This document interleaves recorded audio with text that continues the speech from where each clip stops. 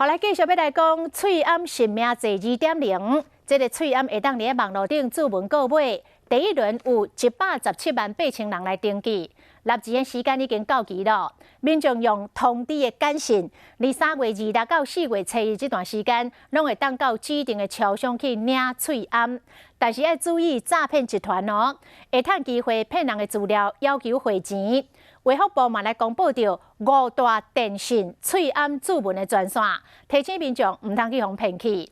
疫情指挥中心今仔日嘛来表示，这个3月25开始进行第2轮，会当伫个线顶来注文翠暗，欢迎有需求的民众上网来订买。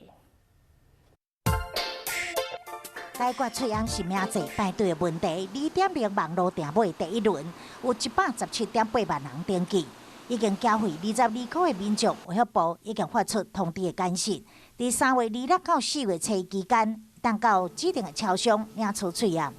领取这个简讯的序号，然后以及身份证的后4码到我们的多媒体事务机。那接下来就会有一张就是领货的这一个单据到我们的柜台，然后让店员这个刷取单据之后，就可以领到这个口罩。